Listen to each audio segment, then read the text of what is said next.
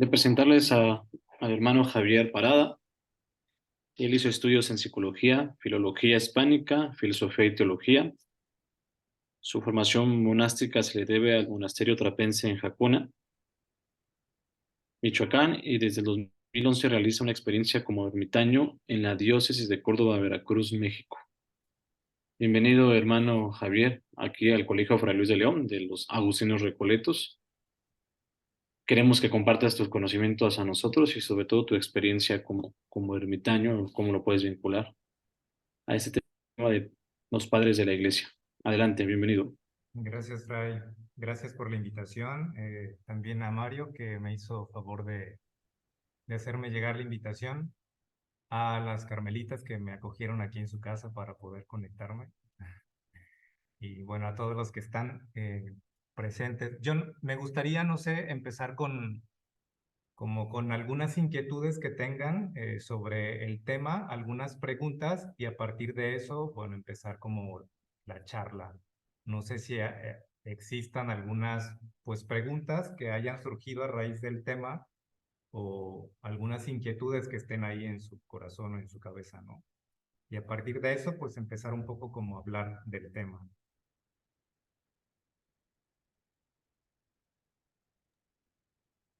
No sé si puedas explicarnos qué es un padre de la iglesia o una madre de la iglesia. Bueno, los padres de la iglesia son o las madres de la iglesia, ¿no? Son este conjunto de hombres y mujeres cuyo pensamiento, cuya reflexión teológica se consideran como, pues, la base de todo el pensamiento cristiano para nosotros como católicos, ¿no? Eh, Son de los primeros siglos y son estos grandes hombres y mujeres que han vivido, pues, en esos primeros siglos, ¿no? Han sustentado lo que hoy conocemos propiamente como, pues, el catolicismo que hoy tenemos, digamos, ¿no? Eh, Hay que entender un poco que, bueno, los padres y las madres del desierto, ¿no? Los primeros monjes, se ubican en este primer periodo donde el catolicismo apenas se estaba consolidando como tal, ¿no? Como lo que hoy conocemos. El siglo II, más o menos, para ubicarnos, no había una sola manera de entender lo que es la iglesia o lo que es la persona de Cristo, como la tenemos hoy, ¿no? Como la conocemos hoy como tal. Habían muchas corrientes y cada grupo, cada corriente tenía su manera de percibir a la iglesia y a Jesús, que era una figura histórica muy cercana, ¿no? En el periodo que ellos habían estado conociendo, ¿no? A partir de otros testimonios más cercanos. Entonces, hay que entender un poco como el contexto histórico para entender también un poco la rebeldía de estos primeros hombres y mujeres, ¿no? Hay muchas hipótesis que surgen cuando se trata de explicar cómo estos primeros hombres y mujeres se han ido a vivir al desierto, se han salido un poco del contexto de esa realidad inmediata en la que ellos estaban inmersos, ¿no? Unos dicen que ya no había esta situación del martirio, ¿no? Entonces se iban a vivir esta parte de la penitencia, otros que porque no querían pagar impuestos, otros decían que simplemente se salían. Eh, a mí una de las teorías o de las hipótesis que más me convencen es que realmente cuando el, el cristianismo se convierte en la religión oficial del imperio, muchos no estaban de acuerdo con esto. ¿Por qué? Porque se pierde todo el sentido de la vida cristiana. Es decir, en este periodo de la iglesia, cuando te perseguían por ser cristiano, ¿no? Y después de repente, pues ya no. Ahora te persiguen por no ser cristiano, ¿no? Entonces, todo el mundo se hacía cristiano porque si no, pues lo mataban. Entonces, pierde un poco el sentido de lo que realmente era la vida cristiana. Entonces, muchos hombres y muchas mujeres no estaban de acuerdo con este sentido y deciden salirse de las poblaciones cercanas para intentar vivir lo que era el primitivo sentido del cristianismo, que ustedes lo encuentran en Hechos de los Apóstoles, ¿no? Ahí está perfectamente ideada lo que es la vida cristiana. Entonces, estos primeros hombres y primeras mujeres, pues se van, salen de las poblaciones para intentar vivir esto. Y como no estaba establecido del todo lo que era en sí la vida cristiana, ¿no? Pues tratan de vivirla un poco a la manera que ellos la entendían, ¿no? La figura quizá como más emblemática de estos primeros siglos es San Antonio Abad, que es como el padre de todos los monjes, ¿no?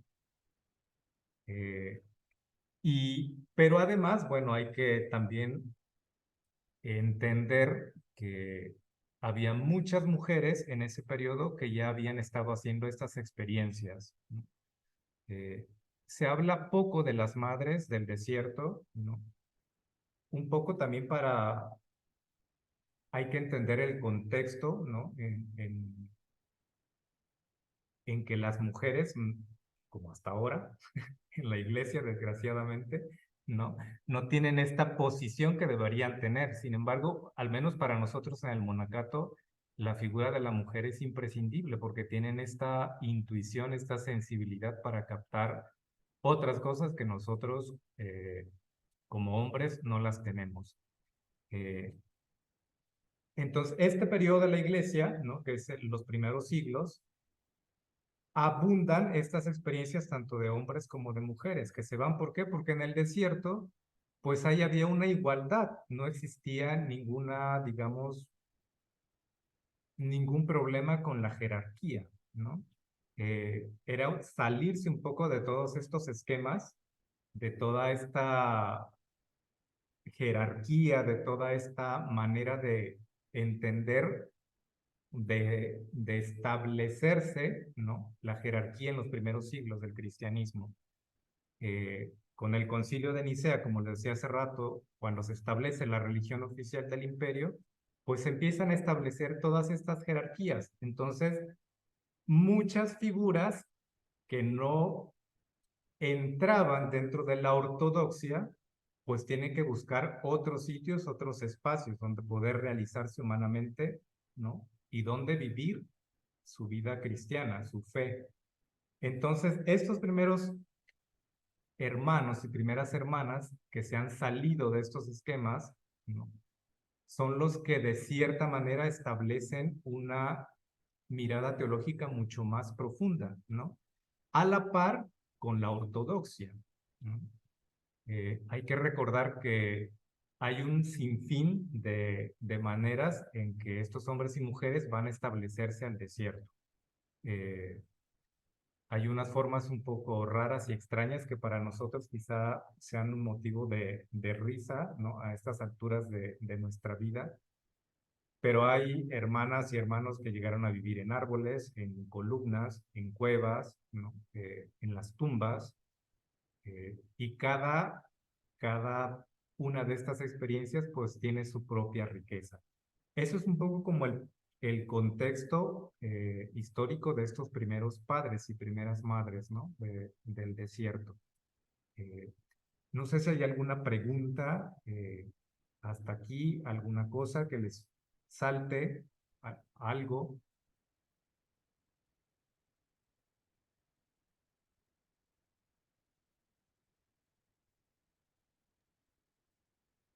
Por qué la iglesia le da importancia a los padres y madres de la iglesia? Por ejemplo, un religioso cuando reza el oficio, siempre hay una lectura bíblica y normalmente está acompañada de un padre de la iglesia. Cuando hacemos estudios teológicos, la patrística que estudia a los padres y madres de la iglesia le dedica un espacio muy, muy amplio. Incluso cuando el papa o un papa o el magisterio siempre se apoya de citas y de recursos de padres de la iglesia. ¿Por qué crees que le da importancia a los padres y madres de la iglesia? Porque creo que ahí está todo el testimonio, ¿no? De eh, la importancia de estos hombres es no tanto que lo que escribieron, sí lo que escribieron, pero sobre todo lo que vivieron. Es como, para la iglesia es importante encontrar estos testimonios de hombres y mujeres que en las que uno dice, bueno, realmente es posible vivir la vida cristiana, ¿no? A partir del testimonio viene, digamos, la reflexión, ¿no? De esta experiencia que se vive de Dios, de esta experiencia cristiana, se transforma en un texto, digamos, y entonces se vuelve creíble, ¿no? Lo que realiza esta persona con su vida. Y, por supuesto, se vuelve creíble en la vida cristiana. De otra manera, estaríamos hablando solamente de ideas. Hay que recordar que nosotros, como cristianos, como católicos, no seguimos una idea, seguimos a una persona. Y eso es importantísimo. ¿Por qué? Porque los primeros padres y madres del desierto, los padres de la iglesia, las madres de la iglesia, van a conformar toda su vida a imagen de Cristo. Es todo el ideal de la vida cristiana. Entonces, se vuelve creíble y es claro que para nosotros motivo de lectura, ¿no? Por eso es como toda la base de la liturgia para nosotros está contenida ahí, ¿no? Es tan importante. Y todos los estudios teológicos tienen que pasar forzosamente por el estudio, ¿no? De estos hombres y estas mujeres. ¿Por qué? Porque no hablan solo de ideas, ¿no? Lo que escriben tiene que ver con su vida, es decir, es creíble. Y entonces es por eso que a partir del testimonio la vida cristiana se vuelve creíble. No es solo una cosa de ideas. Realmente para nosotros quizá puede parecer solo con motivo de asombro, ¿no? O pueden sonar demasiado idealistas, pero estos hombres y mujeres eran, yo siempre digo, eran tan ordinarios como nosotros. ¿Por qué nosotros no podemos vivir esta vida cristiana tal como la vivieron ellos? Tenían lo mismo, ¿no? Eran hombres y mujeres ordinarios como nosotros, hombres de fe. ¿Por qué nosotros no somos capaces de vivir, ¿no? A este nivel, esta experiencia de Dios, esta experiencia cristiana? Pero es por esto, es porque su propia vida es la que habla, ¿no? La experiencia da origen al texto. No es solo el texto en sí como tal, ¿no? Una idea, sino que el texto habla de la propia vida de estos hombres y mujeres. Entonces, este relato de la propia experiencia, ¿no? Espiritual es lo que da solidez a la fe. Y eso nos ayuda a nosotros, pues, a vivir, a intentar vivir mucho mejor nuestra vida de fe. O al menos eso tendría que ser. Desgraciadamente, no. Eh, ahorita que decías lo de la liturgia, no, no sé cuántas, si para los religiosos a veces no se lee, ¿no? Este tesoro que hay escrito, no sé si para los maestros, ¿no? Los laicos, eh, les cause curiosidad o les interese, ¿no? Pero ahí está toda la base de nuestra fe. Eh, Y a veces son realmente historias como muy sencillas, ¿no? Eh, muy de a pie, muy cercana a nosotros, ¿no?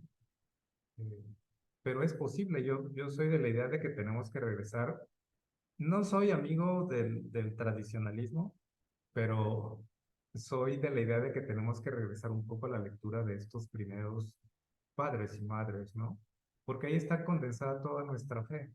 Y es como son tan cercanos realmente a nosotros que nos ayudan y nos motivan a vivir nuestra fe de una manera ordinaria en donde estamos, ¿no? No tenemos que hacer grandes cosas. A mí porque me tocó esta vocación y tengo que tener otro estilo de vida. Pero donde estamos es posible. Es como si tenemos este sustento, ¿no? Y estos ideales, estas imágenes, es que es posible. ¿no? Y creo que para una sociedad como la de hoy, tan necesitada de estas experiencias, tendría que motivarnos, ¿no? Pues a darle una lectura a estas vidas, ¿no? A conocerlas más. Si realmente queremos vivir una vida cristiana y no quedarnos mediocremente en vivir, pues eso, nuestra vida de fe, ¿no? Tiene que ver con un compromiso y con tener felicidad en nuestra vida, sobre todo, ¿no? Es como tener paz, tener felicidad.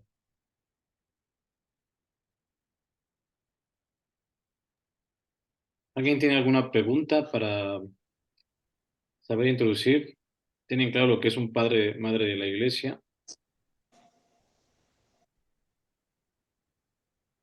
No sé si pueda situarnos la época, porque un santo del siglo XVI o un doctor o un teólogo no tiene ese título, como si se lo pueden conceder a lo mejor a Ireneo de León o al mismo San Agustín, ¿no? Que estamos aquí entre Agustín y los Recoletos. ¿Nos puedes explicar por qué San Ignacio de Loyola no es padre de la iglesia? Es un santo del siglo XVI. Teresa de Ávila, con una gran obra y espiritualidad, no le llamamos madre de la iglesia. Después, decir. Bueno, un poco son, como decía hace un momento, son los que establecieron las bases del pensamiento teológico, ¿no? Eh, y todas estas experiencias, estas raíces, eh, se supone que, bueno, Bernardo es el último de los padres de la iglesia. Eh, es un poco lo que nosotros pensamos como si lo vemos desde la ortodoxia, ¿no? Un poco lo que decía ahorita el fray, pues hay otros, para mí, otros padres y otras madres de la iglesia, ¿no? Que no se ubican o no están dentro de la ortodoxia, pero tienen que ver con esto, son los que establecen, ¿no? Pues lo que hoy entendemos como pensamiento teológico. Son todos estos primeros siglos, ¿no? Un poco hasta el siglo X, más o menos 11, ¿no? Principios del 11, cuando se establece ya este tipo de pensamiento donde ya no hay nada que se pueda mover, ¿no? Eh, donde prácticamente están todas estas experiencias, es como la solidez del pensamiento teológico. Eh, pero para mí, yo que no soy tan ortodoxo, eh, creo que hasta la fecha sigue habiendo pues grandes hombres y mujeres dentro de la iglesia que pueden seguir ayudándonos a reflexionar, ¿no? Eh, tanto la vida cristiana, la vida de la iglesia, y es importante como estar abierto siempre a estas intuiciones que el Espíritu Santo, porque el Espíritu Santo no deja de trabajar jamás, ¿no? No se puede establecer un límite, pero para la iglesia necesita estos esquemas. Entonces, estos hombres y estas mujeres que ya están establecidos, ¿no? Son importantes reconocerlos por la validez de su pensamiento. Es un poco la discusión que hay en estos momentos en la iglesia, ¿no? Con esta capacidad de apertura que tiene el Papa actual, con otros movimientos que son un poco más rígidos, ¿no? Eh, solo se puede leer, escuchar, ¿no?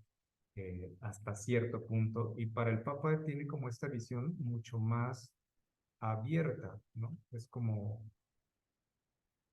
y creo que eso falta un poco en la iglesia, como primero conocer lo que ya tenemos, las bases, ¿no? Y después como tener esta capacidad de orar para permitir que el Espíritu Santo pues siga soplando sobre la iglesia y sobre nosotros, ¿no? Para no estar cerrados, porque no podemos encerrar a Dios en un solo esquema, en una sola manera de entender la vida cristiana, la iglesia, ¿no? Eh, a mí se me hace, mm, no sería católico, digamos, ¿no? Eh, el- propiamente el catolicismo es pues esta gran apertura a dejar que Dios obre en medio de todo. Pero hasta más o menos el siglo XI es cuando tenemos a estos grandes hombres y mujeres que han establecido todo lo que hoy conocemos, ¿no? Por las bases o el sustento del pensamiento teológico. Eh, que han tenido que pasar pues grandes también luchas y disensiones con otros hombres y con otras mujeres, ¿no? Eh, la iglesia no es algo estático, es algo que siempre está moviéndose, creciendo hacia todos lados, y hay que entender cómo el pensamiento de la iglesia se va ensanchando con el contexto, ¿no? Yo hace poco les decía cómo entender un poco para nosotros en América concretamente, cuando el- los españoles han venido, pensaban que los nativos, ¿no? No tenían alma. Eso para nosotros ahora es risible, ¿no? Y así toda la postura de la iglesia, todo el pensamiento teológico de la iglesia se tiene que ir moviendo de acuerdo, pues, a estas circunstancias, ¿no? Que regularmente no conocemos lo que está fuera de nuestro alcance.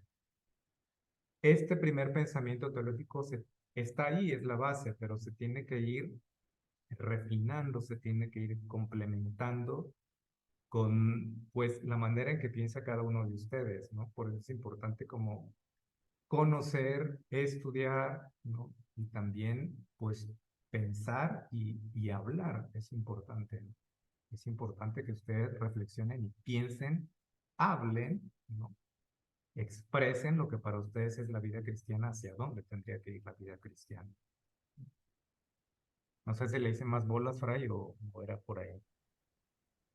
No sé, ustedes díganos, porque a veces nosotros creemos que está bien entendido los conceptos, pero creemos en el colegio y personalmente que es muy valioso conocer sobre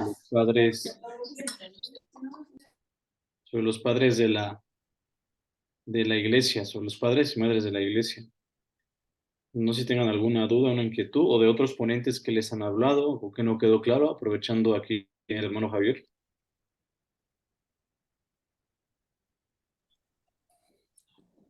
Yo, Fray, el Hermano profe Javier. David,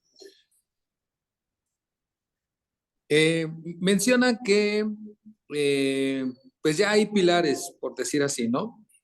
Que son ejemplares como padres de la iglesia, pero bueno, mi pregunta es, ¿sigue abierta la puerta? ¿Puede seguir habiendo padres de la iglesia? Y si es así, ¿por qué? De hecho, mencionaron el último, pero me imagino que ya tiene muchos años de eso. Sí, lo que decía hace un momento de como desde la ortodoxia ya no hay, no se puede mover, ¿no? Ajá. No se puede mover. Eh, ya están establecidas, pero para nosotros tendríamos que hacer un ejercicio, ¿no? Eh, tenemos, eso pienso que tiene que ver un poco con la profundidad de nuestra vida espiritual conforme nos adentramos más en la vida espiritual, nos damos cuenta que hay hombres y mujeres que son capaces de, de ofrecernos, ¿no? Una visión realmente que viene de Dios, una mirada profunda sobre lo que tiene que vivirse, la manera en que tenemos que comprender el contexto actual, ¿no? Eh, cada periodo de la iglesia que se va renovando tiene a estos hombres y mujeres, pero en la ortodoxia dice que no, ya no se puede mover. Pero si nosotros leemos y nos damos cuenta del periodo de la iglesia en el que estamos, nos damos cuenta pues que sí hay grandes hombres y mujeres, ¿no? Eh, que pueden seguir siendo, pues eso, ¿no? Padres y madres que siguen ofreciendo la consolidación de este pensamiento teológico, ¿no? Pienso en Benedicto XVI, ¿no? Que fue papa reciente, es un hombre que tiene un gran pensamiento, ¿no? Teológico, pero para la ortodoxia ya no. Exactamente, por eso es que lo mencionaba, porque yo creo que, digo, estamos marcados por épocas y Claro, entendemos que cada época está marcada y hay personajes que se distinguen, pero creo que en nuestra época sigue habiendo grandes personas que Dios, bueno, es mi manera de verlo, ¿verdad? Que yo creo que Dios los tiene marcados, no sé, como con una palomita extra, ¿no? Más que a nosotros, una o dos o más palomitas, claro, porque yo creo que todavía pueden entrar en ese rubro, digamos, ¿no?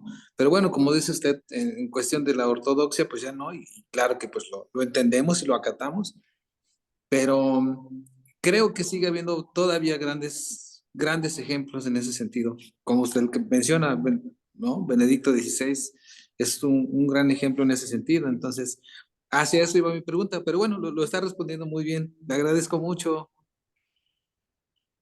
Quizá no sé si un poco lo que decía ahorita, yo no soy tan ortodoxo, ¿no? En ese sentido, y es como, Sí, eh, para mí es más importante como, no sé si por la parte monástica, ¿no? En la que he sido formado, como entender que sí es importante tener estas miradas que ya están, ¿no? De estos grandes hombres y mujeres, pero también cada uno de nosotros tiene su propia manera de comprender, ¿no? De vivir y de tener la experiencia de Dios, y también es importante, es como, quizá estamos, no sé si nivel sea la palabra, que no me gusta, ¿no? Pero es entender que la iglesia está conformada por todos y cada uno de nosotros, y cada uno de nosotros tiene un rol importante dentro de la iglesia y tiene una manera particular de esta experiencia de Dios y de transmitirla a los otros. A veces nos pasa que no nos creemos, ¿no?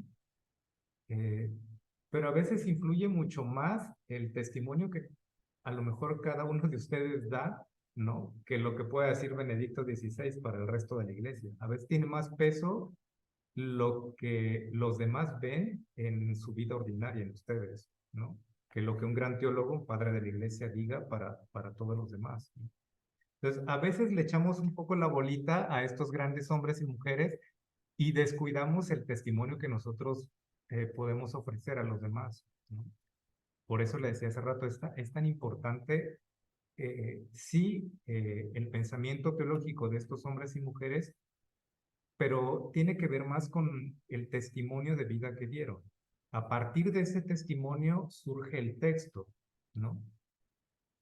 No es al revés, no es como que yo escribo algo y luego lo vivo. No, es la experiencia lo que genera esta reflexión teológica y se plasma. Por eso es tan importante que cada uno de ustedes pues sea consciente de eso, de su propia experiencia y de todo lo que pueden aportar a la iglesia, ¿no? Más allá de que tengan que escribir algo. Es como a veces hacemos mucho más daño o hacemos mucho más por el bien de la iglesia con nuestra pequeña vida ordinaria, como la vivimos. Y eso realmente es como lo más importante, ¿no? Entonces no sé si después en los próximos siglos, ¿no? A lo mejor hay un padre o madre de la iglesia aquí en las pantallas y no sabemos, ¿no?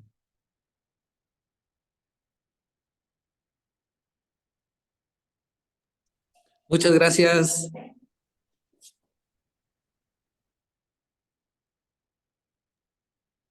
¿Alguien más tiene alguna cuestión, alguna pregunta?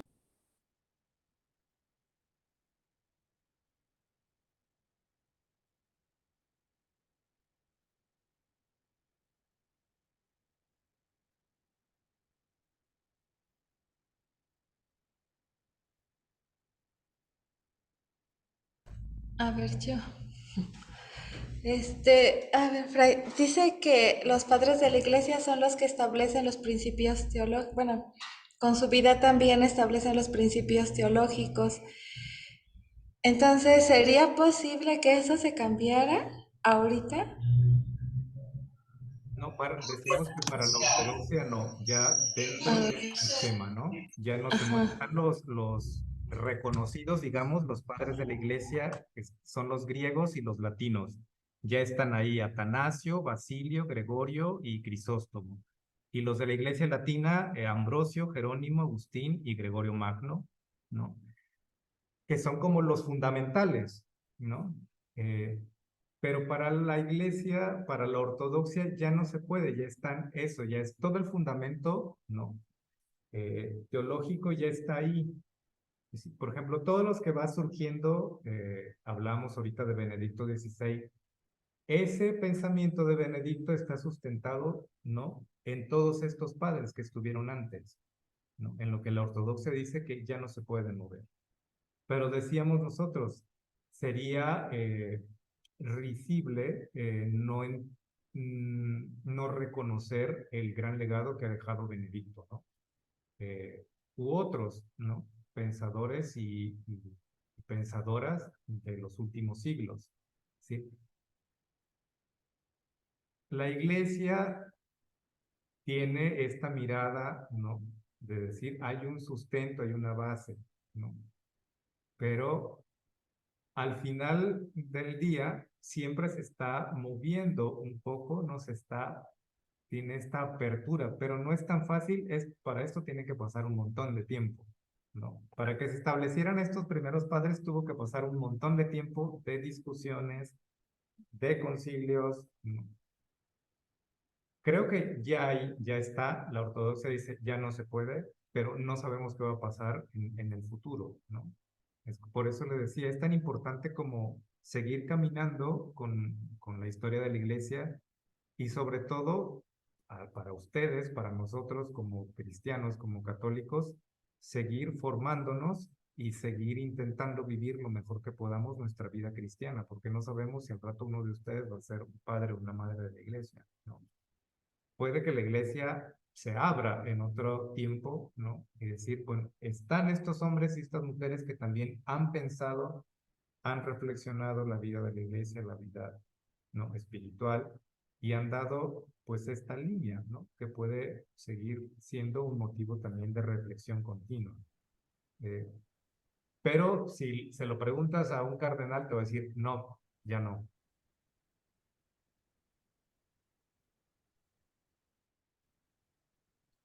Hay que tener en Sí, pues cuenta es. que el mensaje revelado por Cristo no es modificable. Cristo ya reveló todo, se lo ha presentado a la iglesia. La iglesia no inventa nada. Y la iglesia como signo de Cristo, es decir, ha recibido todo lo que Dios Hijo nos comunicó a nosotros. Estos primeros hombres que lo asumen son los apóstoles. Y los apóstoles lo van transmitiendo. Para los padres y madres de la iglesia, al ser los primeros hombres y mujeres que han recibido ese mensaje, lo viven, lo comienzan a vivenciar. Y muchos de ellos lo ponen por escrito.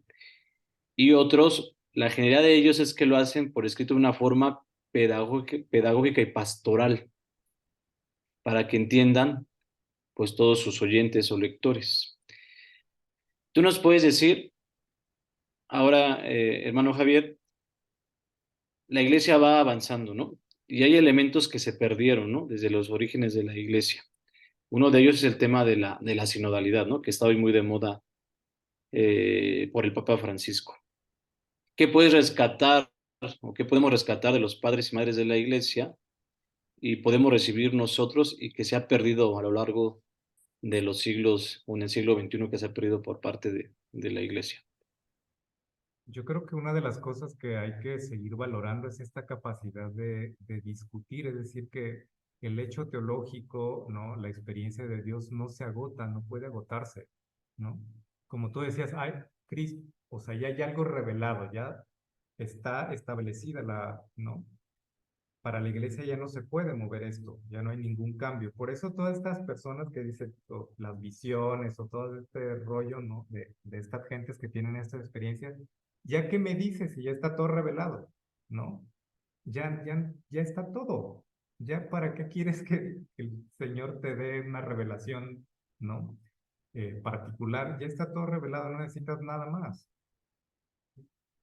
¿Qué es lo que hay que valorar? Es esta capacidad de diálogo que quizá antes se tenía, ¿no? En los primeros siglos, esta capacidad de discutir el pensamiento teológico, de apertura, es decir, no hay algo que ya está completamente terminado, porque vuelvo un poco a eso.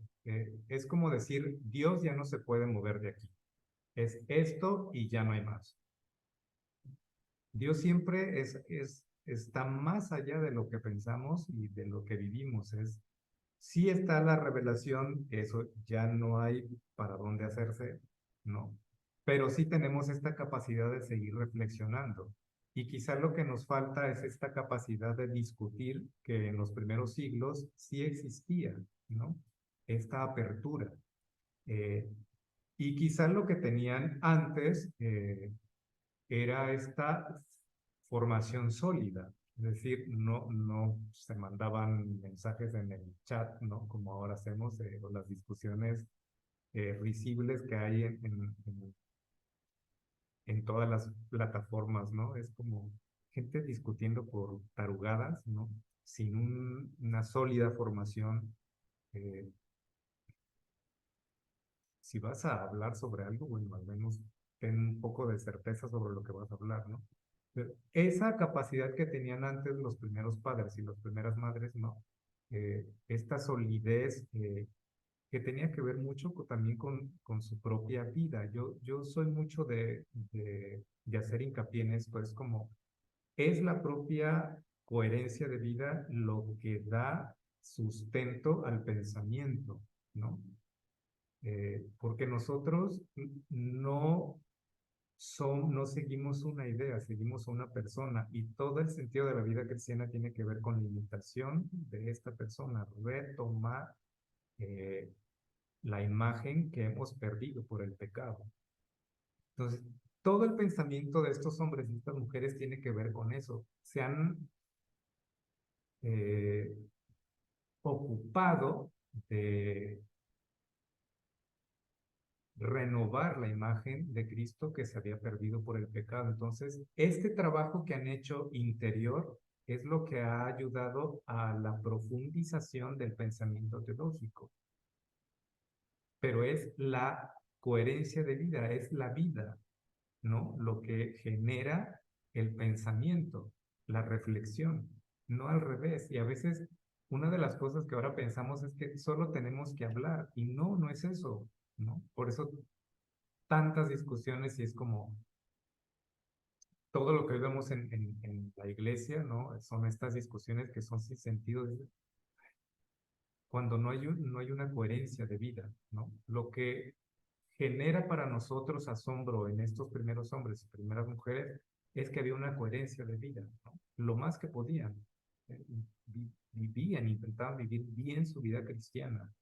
Y entonces el pensamiento se volvía sólido, ¿no? Porque no hablaban solo, no por hablar. Había algo detrás que sustentaba este pensamiento. Entonces lo que nos falta a nosotros ahora pues es eso, vivir nuestra vida cristiana bien. Y luego la capacidad de reflexionar sobre esta experiencia que tenemos de Dios, ¿no? Y estar abiertos al diálogo, la capacidad de saber discutir sin tener que estarnos bronqueando porque el otro piensa diferente, ¿no? Digo, esta es mi postura, pero no significa que yo esté en lo correcto tampoco, ¿no? Que yo tenga toda la razón. Sería absurdo pensar que yo tengo toda la razón. No. El sentido de la iglesia es ese, cada uno de nosotros tiene, ¿no? El pensamiento y lo que da riqueza a la iglesia es esta comunión, esta diversidad de pensamiento, ¿no? Y cómo el Espíritu Santo hace que esto se vaya dando unidad, ¿no? A la iglesia. Pero yo creo que una de las cosas que tenemos que valorar o retomar de estos primeros periodos es esta capacidad de diálogo, ¿no? Que hemos perdido. Ahora solo nos peleamos, no dialogamos, peleamos, discutimos, ¿no? Y en ese discutir gastamos fuerzas inútilmente, ¿no? Cuando podemos utilizar esa energía y esa fuerza para vivir bien nuestra vida cristiana o para hacer cosas lindas para la iglesia o para nuestra vida, ¿no? Y no desecharla inútilmente, ¿no? Pero yo creo que no sé si ustedes se ponen a reflexionar sobre su vida interior, sobre su vida espiritual. ¿no? Durante el día, en algún momento, ¿no? Creo que habría que empezar por ahí, es como reflexionar nuestra experiencia de Dios en lo ordinario. Yo creo que esa es la base para poder establecer después un pensamiento, ¿no? Una reflexión sustentada en lo que conocemos, en lo que nos formamos, ¿no?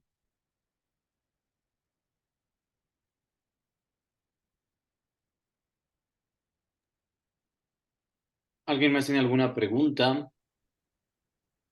No sé si saben los nombres de algunos padres de la iglesia, han leído alguno, eh, o a lo mejor su parroquia es tiene como patrono o patrona a un padre o madre de la iglesia, alguna cuestión.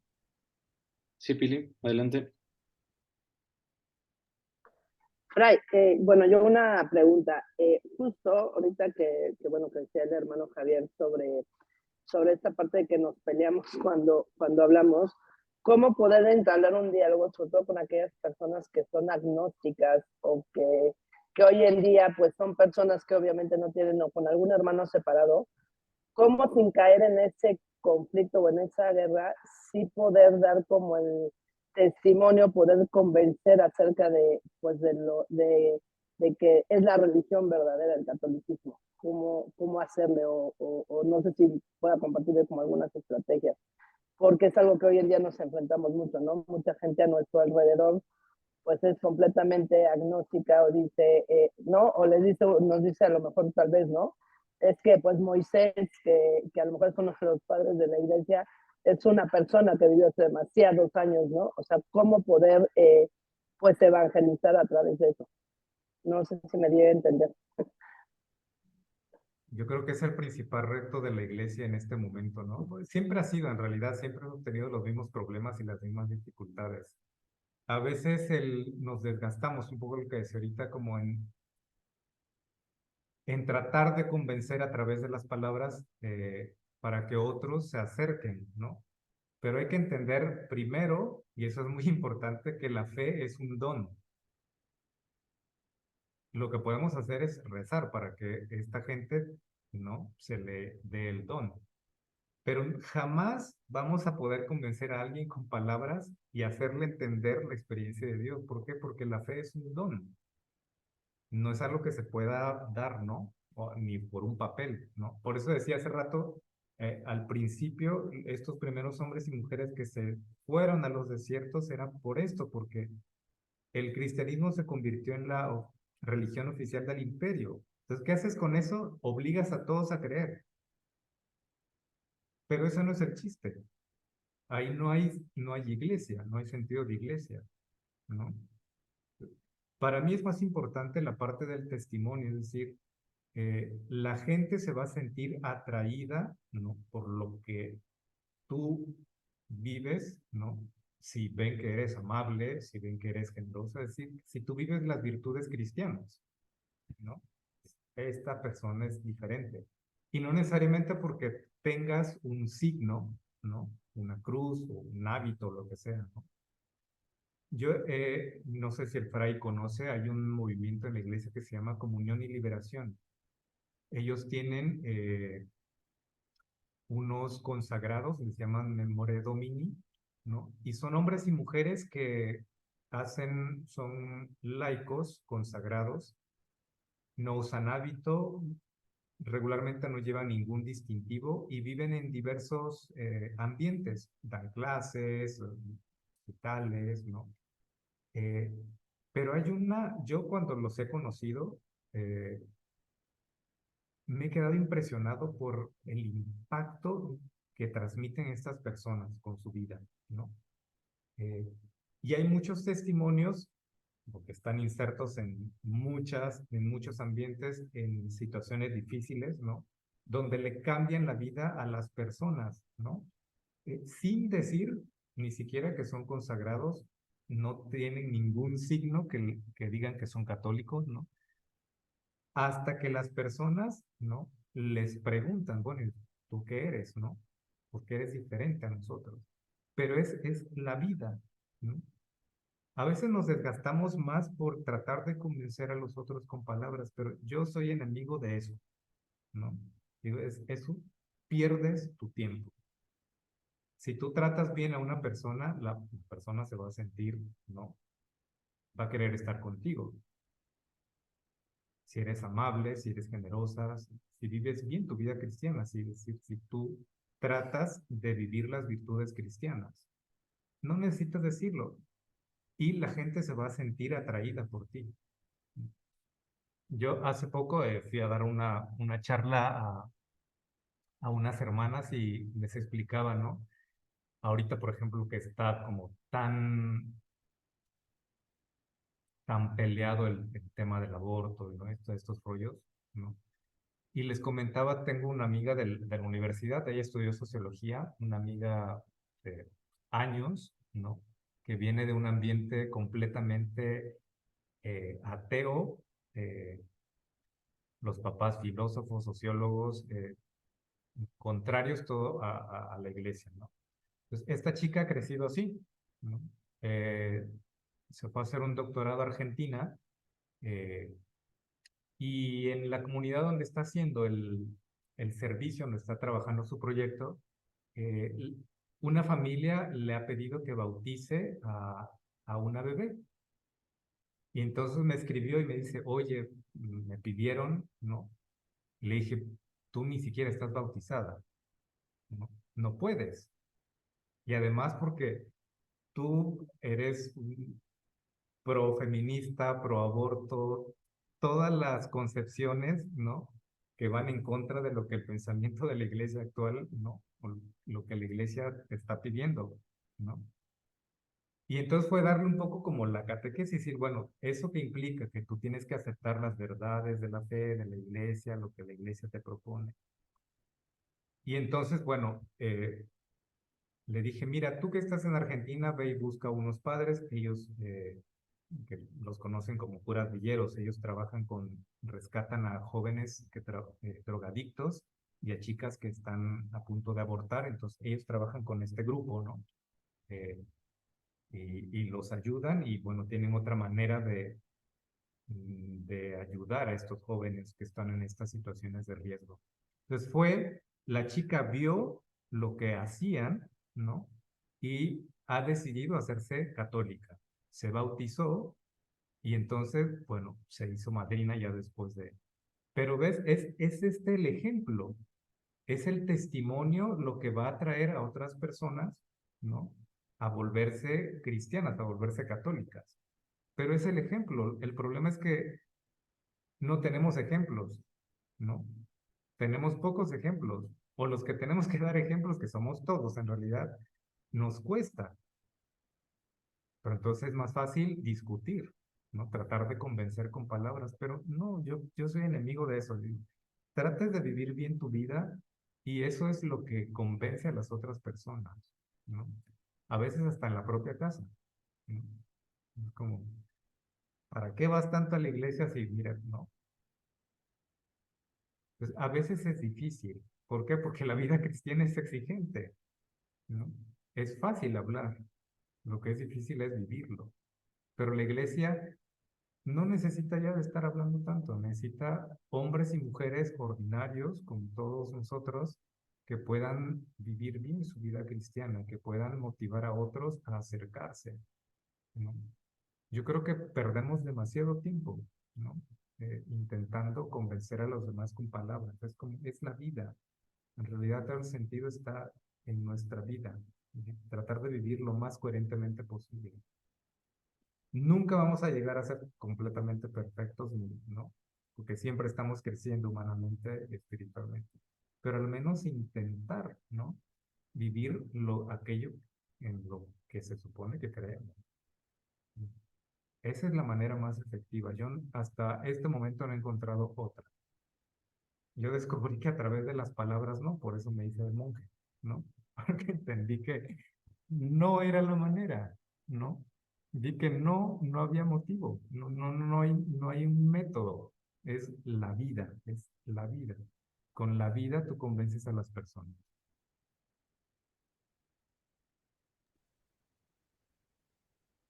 Gracias. ¿Alguien más que tenga alguna cuestión? Tú eres ermitaño, ¿no? Sí,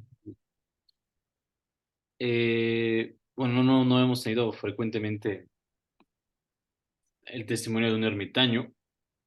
¿No? ¿Nos puedes, haciendo un paréntesis también para que conozcan la riqueza de la vida religiosa en la iglesia, ¿no? Y que muchos padres y madres de la iglesia vivieron ese estilo de vida, ¿no? Y fue un precursor de la vida monástica. Bueno, nosotros intentamos conocer un poco la vida religiosa desde Agustino Recoleto. ¿Nos puedes decir qué es la vida de un ermitaño, ¿no? Brevemente, y si lees, imagino que tienes tiempos de lectura, si lees a padres de la iglesia, eso te enriquece tu vivencia como cristiano, tu formación. ¿Qué nos puedes decir acerca de tu vida? sí, pues esa es la primera forma de vida religiosa que hay en la iglesia, ¿no? Y regularmente no se conoce mucho, pero gracias a Dios, que regularmente estamos un poco más escondidos, eh, pero es una de las primeras formas de la vida de la iglesia junto con las vírgenes consagradas. Y en realidad pues es una vida muy sencilla. Yo he tenido la formación en el monasterio y entonces prácticamente mi vida la llevo como al ritmo del que vivía en el monasterio, pero ordinariamente solo. Eh, es una vida de oración, trabajo, sí, lectura, ¿no? Eh, y nuestra función, digamos, nuestra misión en la iglesia, pues es sobre todo ofrecer, lo que dice el Código de Derecho Canónico es que nos dedicamos a la alabanza de Dios y a la salvación del mundo. Entonces, eso para mí suena como muy fuerte, pero solo se puede ver desde la fe, ¿no? Como un chango que está viviendo en medio del monte, rezando por alguien que no conoce o sembrando su hortaliza o lavando la loza, puede estar salvando el mundo. No sé, pero eso dice, lo tenemos que ver desde la fe, ¿no? Entonces, la vida regularmente, pues, nosotros en la vida monástica tenemos como la misión de la alabanza. Entonces, vamos a la iglesia 7 veces al día. eh, en la ermita, el oficio de las vigilias, o lo que antes eran las maitines, empieza a las 3 de la mañana. Entonces, más o menos cada 3 horas es el oficio divino. eh, 3 vigilias, 6 laudes, 9 tercia, 12 sexta, 3 nona, 6 vísperas y 9 completas. Es más o menos como la columna de mi día a día. Y entonces en esos intervalos está pues el trabajo y está también la lección divina, ¿no? Nosotros regularmente en el monasterio nos han acostumbrado a la lectura, sobre todo de autores monásticos. Entonces, leemos poco de otros escritores, leemos mucho más, sobre todo de escritores monásticos propiamente nuestros, benedictinos o cistercienses, ¿no? Del medievo eh, y antes del medievo. Entonces, es más o menos como el esquema de la vida de un ermitaño. Y hay hermanos o hay hermanas que viven un poco más la soledad, un poco más el silencio, dependiendo, es una vocación como muy libre, ¿no? Hay unos que son mucho más cerrados, eh, otros necesitan un poco más de apertura, eh, y tiene que ver un poco también con el acompañamiento de tu padre espiritual, lo que él vaya descubriendo que Dios te está pidiendo, ¿no? En mi caso, yo tengo regularmente un par de salidas al año, 2 o 3 salidas al año que me piden dar ejercicios. Entonces es como mi salida fuera de la ermita, ¿no? Yo nunca, por ejemplo, había hecho una cosa de esta, siempre me han pedido como temas o cosas así por vía Zoom. Nunca lo había hecho hasta ahora, ¿no? Que me ha pedido Mario. Eh, pero ordinariamente porque estoy en un monte y ahí no hay buena señal y no tengo luz eléctrica ni agua potable. Es un monte, es un cerro y ahí no hay nada, ¿no? Entonces es una vida muy simple en realidad, ¿no? Pero se supone que lo que la iglesia dice que pues estos changos que viven solos son los que pues ayudan un poco a que la iglesia o la vida del mundo funcione, ¿no? Pero es una vida muy sencilla, ¿no? Es una vida de oración y de trabajo, ¿no? Es simple en realidad.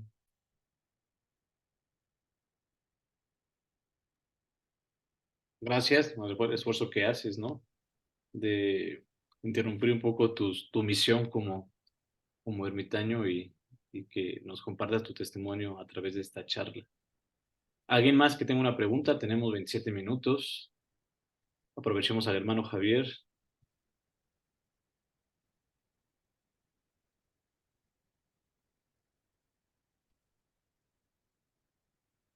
¿Cuál es además, qué le invitarías a nuestro auditorio, además de leer al padre de la iglesia de San Agustín? Ujú. ¿A quién les animarías a leer? Eh, a veces la lectura puede ser complicada, pero cuando vas adentrándote al padre de la iglesia te resulta que no. Eso lo digo por experiencia, porque van usando muchas imágenes, ¿no? Muchas figuras para que el lector pueda entenderlo.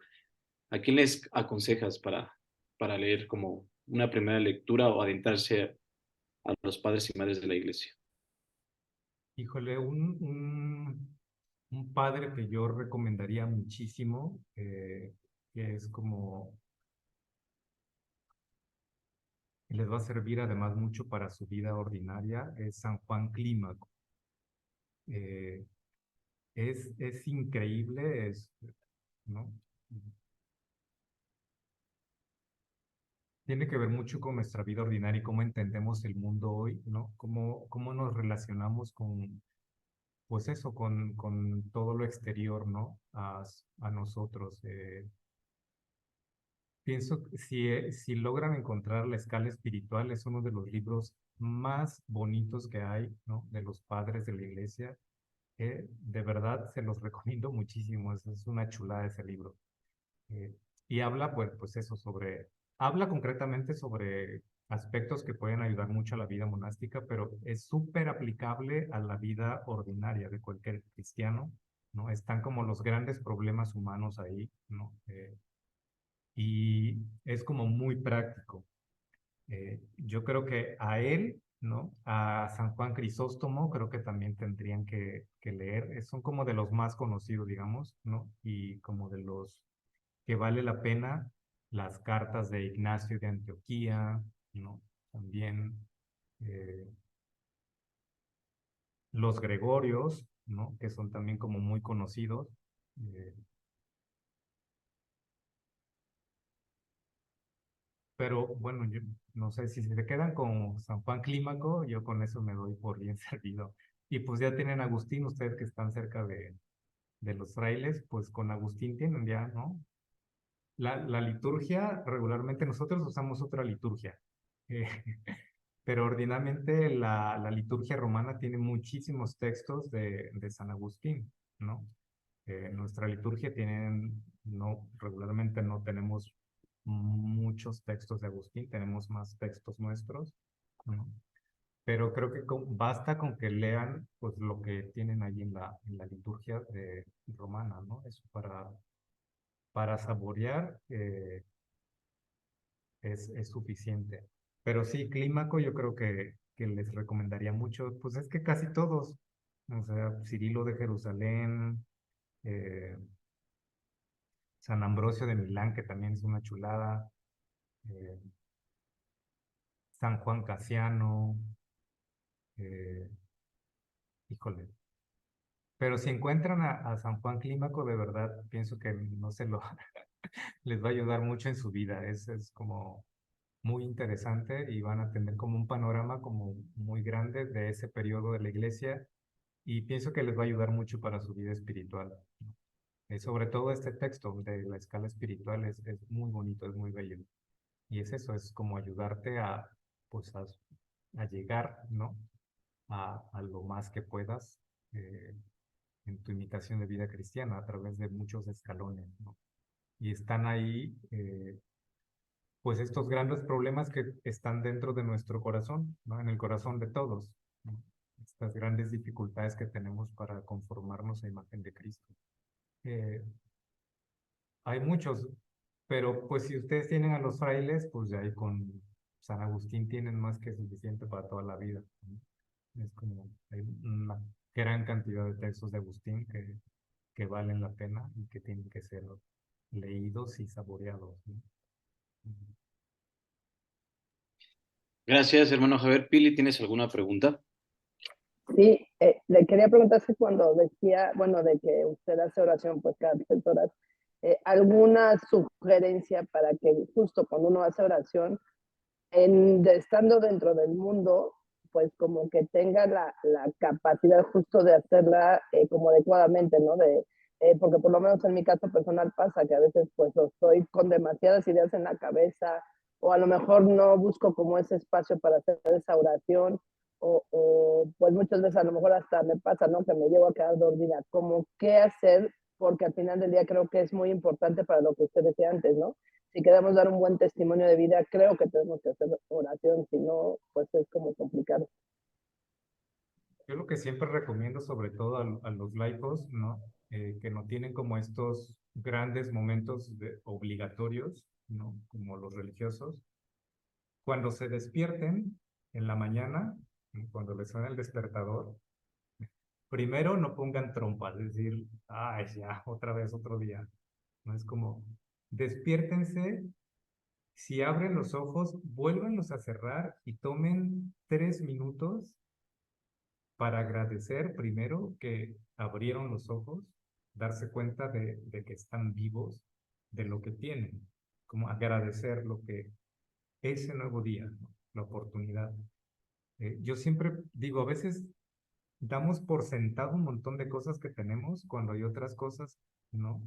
Hay otras personas que quisieran estar en nuestra posición, en nuestro lugar, estar despiertos, poder salir a tener un trabajo, ¿no? Tener familia, estar sanos. Creo que la primera actitud que tenemos delante de la vida cada día es importantísima para poder alcanzar a dar un buen testimonio a lo largo del día.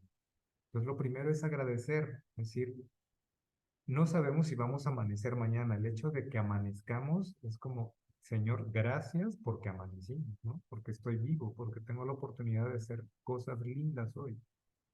Como 3 minutos, ¿no? No le estoy diciendo ni siquiera 5. Si lo hacen, con el paso del tiempo, su propio interior les va a exigir un poquito más, ¿no?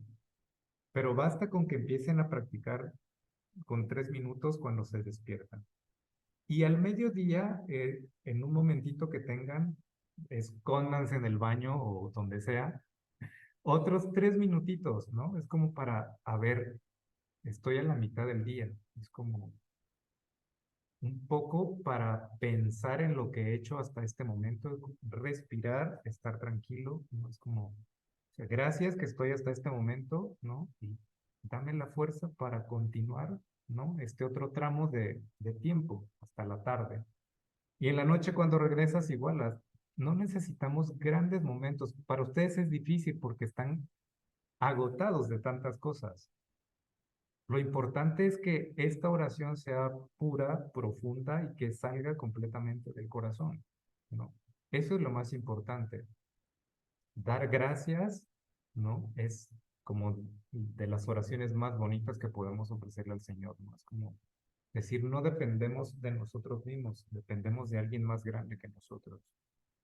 Es como, traten de practicar esos 3 minutos, ¿no? Ni siquiera le estoy diciendo 5 minutos. O sea, 9 minutos al día, con eso bastan. 3 cuando se levanten, 3 al mediodía y 3 en la noche, ¿no? Y poco a poco su propio interior les va a ir, ¿no? Pidiendo más tiempo y la propia vida se va a ir acomodando a esa necesidad, ¿no? ¿Por qué? Porque la propia vida te está exigiendo eso, ¿no?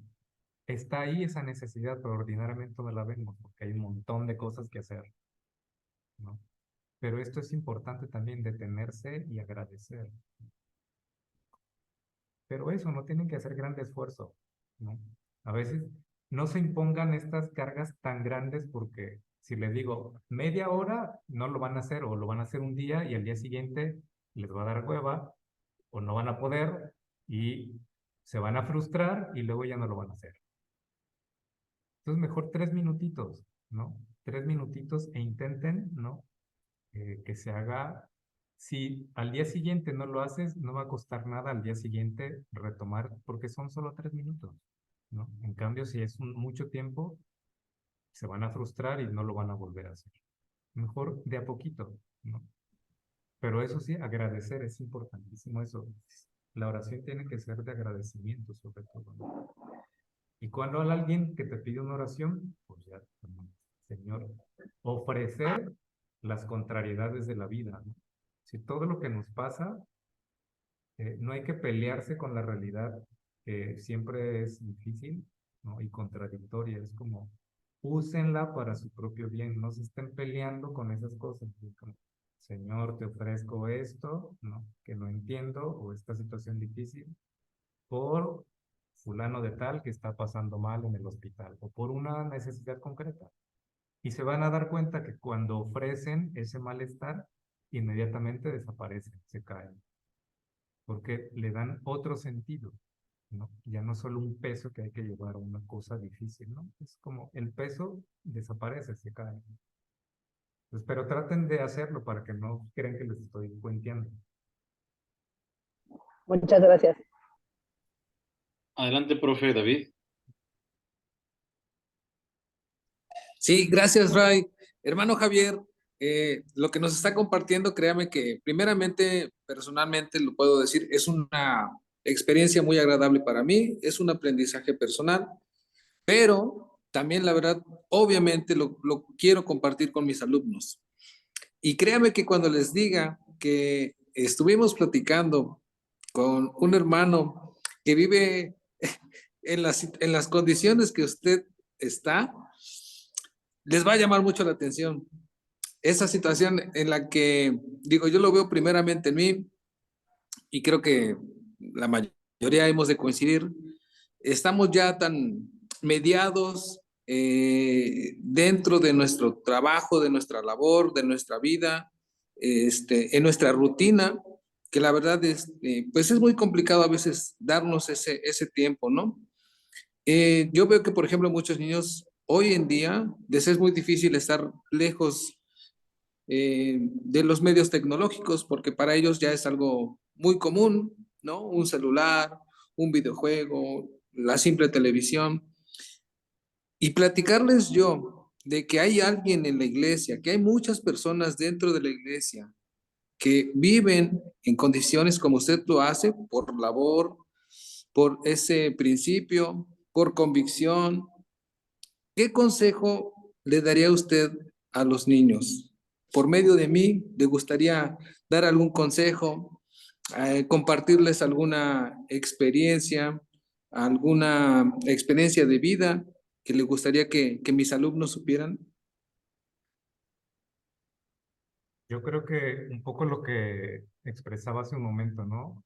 Tenemos que educar en el sentido de formar nuevas generaciones que sean agradecidas con lo que sí tienen, es como valorar, que se den cuenta de lo que sí tienen, ¿no? Regularmente el problema de esta sociedad actual es como siempre estamos en busca de cosas nuevas, ¿no? Queremos lo nuevo, lo último, ¿no? Súper consumista, ¿no?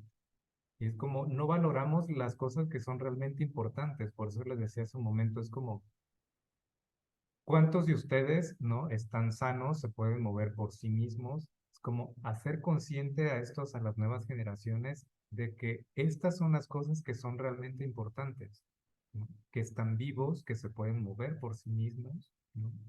No tienen que ser llevados por alguien en una silla de ruedas o que les falta un brazo o que les falta un ojo, ¿no? Sí, como estas cosas que Dios nos da, hay que saber valorarlas. Estas son las cosas que son realmente esenciales, importantes, ¿no? En la medida que valoramos estas cosas, el resto, ¿no? Si está, está bien. Yo no estoy peleado, ¿no? Siempre lo digo un poco en broma. Nosotros en la vida monástica no tenemos un voto de pobreza, ¿no? San Benito, que es nuestro padre, ¿no? Él nunca habló de un voto de pobreza. en la regla nos pide, ¿no?, que tengamos lo necesario para poder orar bien, ¿no? Pero nunca habla de pobreza. ¿No?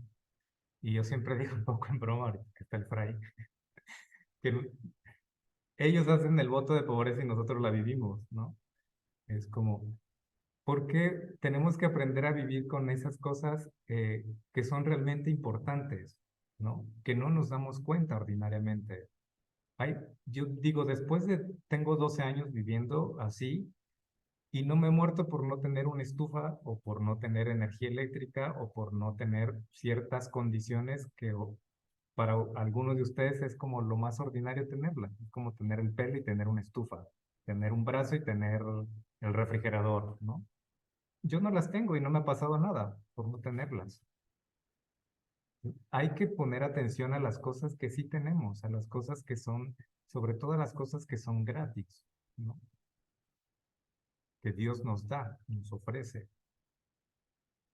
Es importante educar en ese sentido a estas generaciones en valorar estas cosas que son gratuitas, que Dios nos ofrece. Si se dan las otras cosas, está bien, yo no estoy peleado con no tener, ¿no? Yo he decidido no hacer uso de todas estas cosas, ¿no? De un refrigerador o de, ¿no? Que digo, eso va a implicar que yo me preocupe después porque tengo que pagar llevar la energía eléctrica hasta donde estoy, tener que pagar, ¿no? Es como, se puede vivir con simplicidad realmente, ¿no?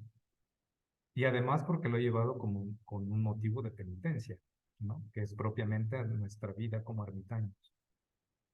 Pero una de las cosas que creo que vale la pena transmitir a estos chicos, a las chicas, ¿no? A estas nuevas generaciones es como ayudarles a que valoren las cosas que son gratuitas, las cosas que Dios nos da, ¿no? Y que regularmente no ponemos atención, pero son las cosas que son realmente importantes. Entonces, a lo mejor conviene ayudarles también, pues a que cierren los ojos, a que se den cuenta que tienen dos brazos, que tienen, ¿no? Que están ahí presentes, que están vivos. Eso es importante. Eso es lo que realmente vale la pena y lo que es importante en la vida. Estar vivos. Darse cuenta de ello. Lo demás, si se tiene, está bien. Si no se tiene, no pasa nada. Nadie se muere por no tener un iPhone o por no. No pasa nada. Sí se complica la vida cuando no tienes un ojo o ¿no?, un brazo. Ahí sí se complica la vida. Es hacer conscientes a estas nuevas generaciones de lo gratuito, lo que Dios nos ofrece. Yo creo que ese podría ser un motivo para ayudar a tus chiquillos, ¿no?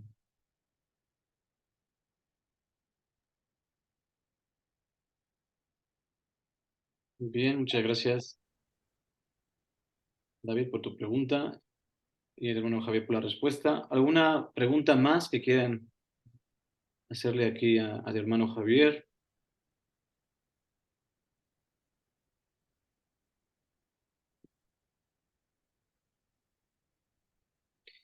Un mensaje que puedas darnos, aquí estamos muchos docentes.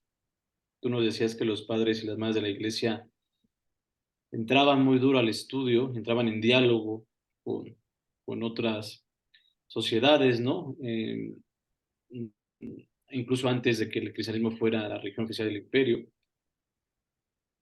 ¿Cómo nos animarías a nosotros a tomar fuerza de nuestra vocación, a no desanimarnos, pero desde la clave de los padres de la iglesia, ¿no? Ellos supieron hablarles a mucha gente, ¿no? Incluso que no era católica, y nosotros pues estamos ahora con un público muy distinto, ¿no? Desde niños de preescolar hasta bachillerato, creyentes, no creyentes, niños que eran muy religiosos en preescolar y dejan de creer en el bachillerato, ¿no?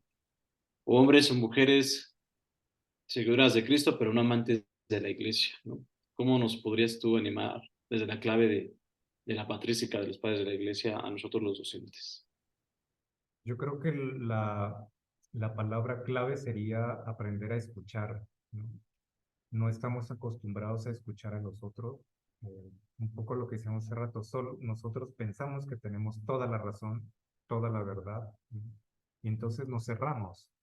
En la medida que nos cerramos, no dejamos que la gracia pase, ¿no? Ponemos un muro y entonces la gracia no puede hacer su trabajo.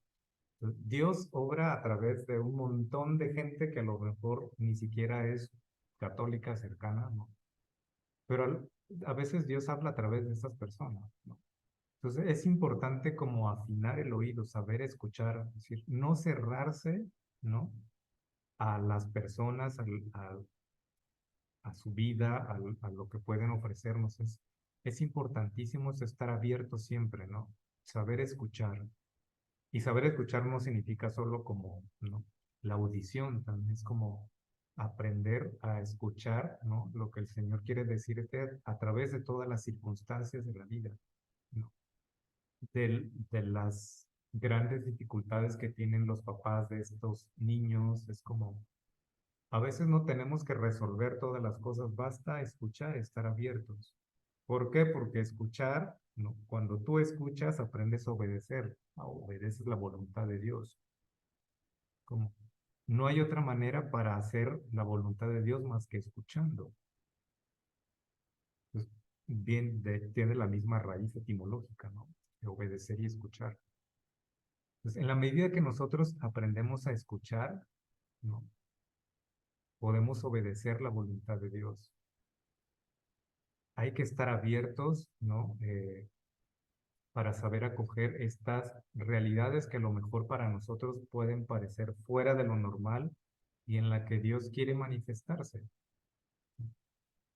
Pues, no hay que ser tan, tan cerrados, ¿no?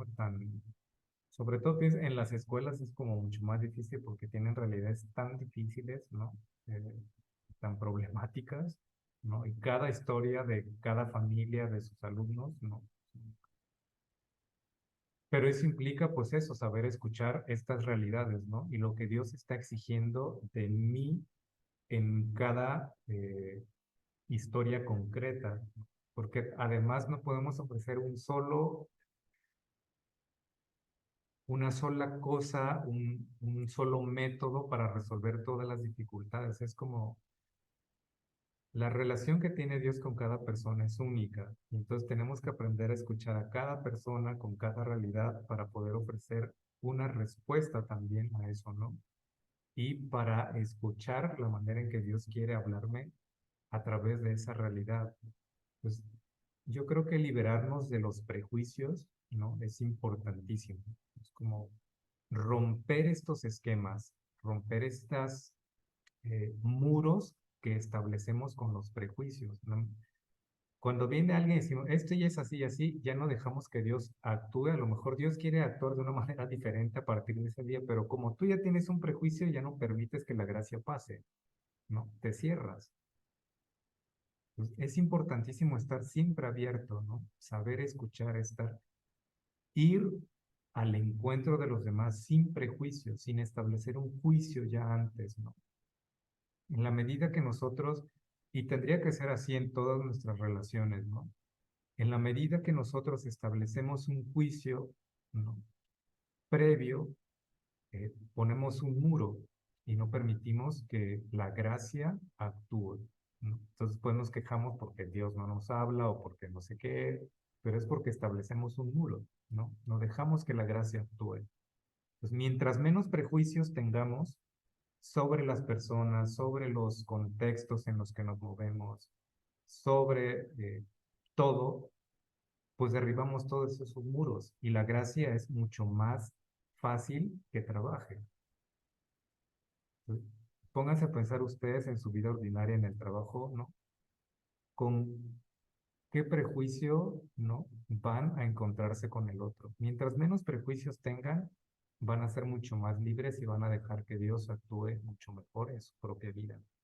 Y van a ver cómo en el trabajo empieza todo pues a moverse de otra manera completamente diferente. Muchas gracias por darnos este ánimo. A veces los docentes hablamos de más, ¿no? Hablamos mucho, ¿no? Y también hay que permitir que escuchemos, ¿no? A los que nos van formando, a los que nos van acompañando, ¿no? A los mismos alumnos, a los papás, a todos los que nos rodean.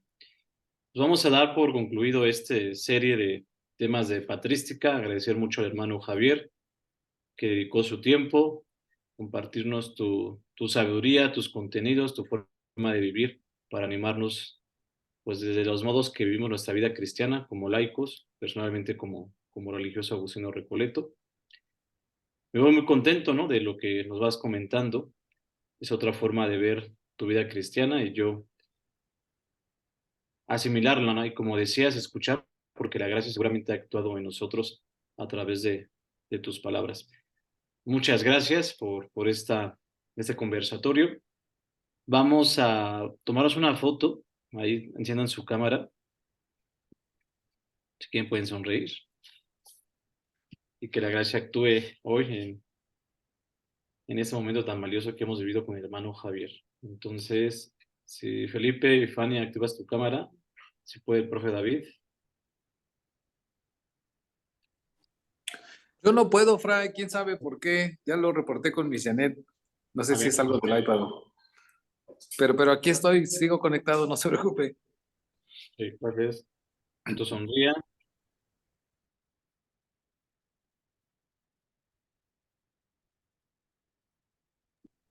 Ya quedó. Pues esta es tu casa. Cuando quieras, pues si puedes, te podemos invitar aquí al Colegio Fray Luis de León, o nuevamente por Zoom, como gustes. Bueno, Gracias. hasta luego y nos vemos pronto. Gracias, hermano. Venga. Muchas gracias. Muchas gracias, buenas tardes. Gracias. Buenas tardes. Muchas Muchas gracias. gracias, hermano Gracias Javier. por Gracias, lo hermano vivido. Javier. Gracias.